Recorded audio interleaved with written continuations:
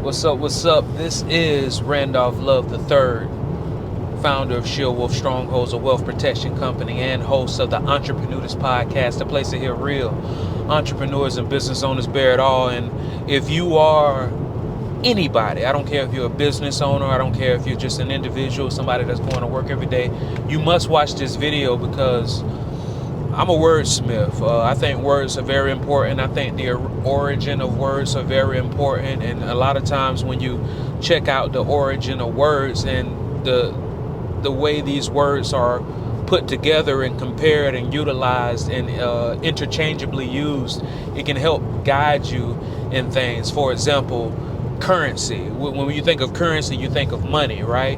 But if you ever think about it, how many correlations do they put with money with water?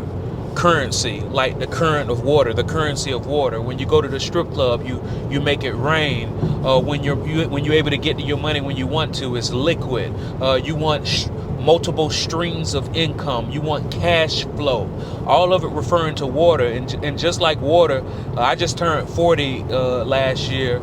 And since I was single digits, they've been saying forever that we're running out of water. We're running out of water. Listen, we ain't ran out of water yet, right? And it may happen, but that's a part of that fear base that certain people try to get you to believe, because whatever you fear, you don't do.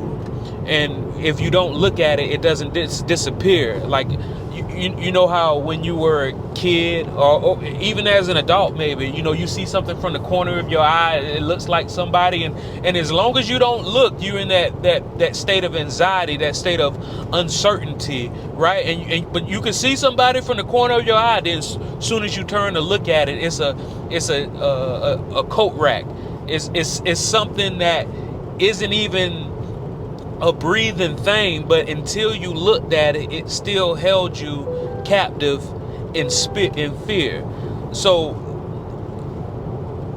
when I was a kid, my granddaddy, he was one of those people who he was that guy that bought the encyclopedias, like, because back in the day, the person who sold encyclopedias used to just show up to your house, right, knock on your door, right, and then you bought the encyclopedia, you bought the Webster's dictionary, all of that stuff. So it's still to this day in my grandparents' house, there's encyclopedias and Webster's dictionaries from the 1960s, 1970s, 1950s. Even I got books from my granddaddy's house from the 1940s, 1930s, right?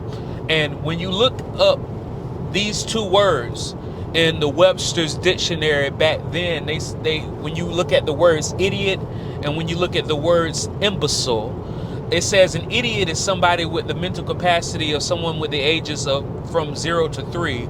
An imbecile is somebody with the mental capacity from the ages of 3 to 7. And when you look up both of those words today, they treat them as interchangeable. You can use one or the other because it says an idiot or an imbecile is just point blank period, a stupid person. But when you look up the origin of these words, when I actually looked up the original definition of this word, I said, I wonder what idiot, the original definition of idiot was. And when I looked up the original definition of idiot, do you know that the original definition of idiot is a private person? So, what? Hold on. So just as recently as the 1970s, it was somebody with the mental capacity of 0 to 3. And currently it's just simply a stupid person. But the original definition was a private person. Now, when they say private person, they're referring to the opposite of a public citizen, somebody that was in the Senate, in the government. And basically what they said is, hey, if you're in the government, you're a public citizen, but if you're not, you're a private person. And some people, and back then, and some people might say still to this day, they consider the people in government consider the average citizen to be a stupid person. So it went from an idiot being a private citizen to a stupid person. And I said, oh wow, that's interesting. Well, if idiot means a private person, and Back in the 70s, it was somebody with the mental capacity of 0 to 3. And today it's a stupid person. I wonder what imbecile is, because those words are just, they're used interchangeably today, and they were used consecutively back then. I looked up the word imbecile, and according to what I looked up, the original definition of the word imbecile is a person without a supporting staff. Now, they're referring to staff as a stick. And, you can use a staff to hold yourself up, to help you walk, to reach for something, to defend yourself. Just like you can use a human staff to hold yourself up, to reach for something, to help you walk, to defend yourself, right? So essentially, it's saying that if you are a private person without a supporting staff, you're an idiot and an imbecile. Now, why is this important? It's important because, hey, we can't do this alone. Everybody needs help. There is innovation in the team, and a lot of people are dealing with money issues.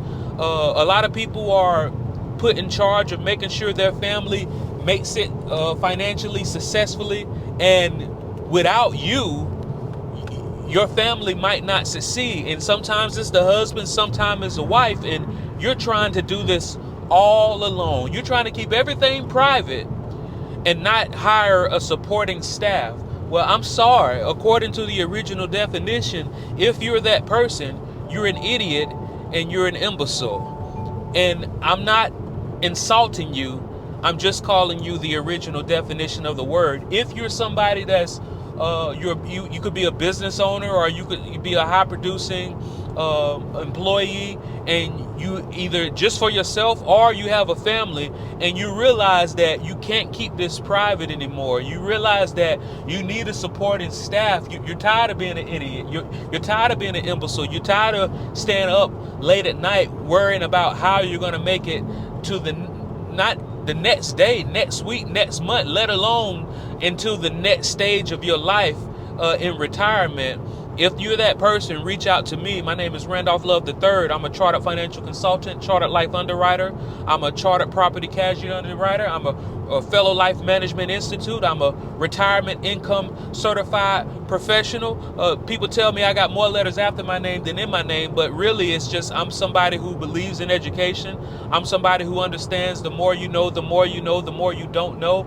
And I'm constantly trying to better myself. And as a professional, if there's anything that I don't know that you need me to know, I might not know it immediately because things are always changing, but I definitely know where to find it.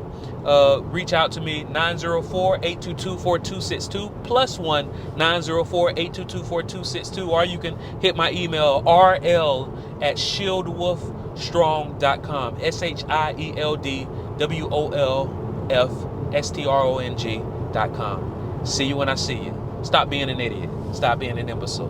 Get you a supporting staff and stop keeping everything so private. Talk to you soon.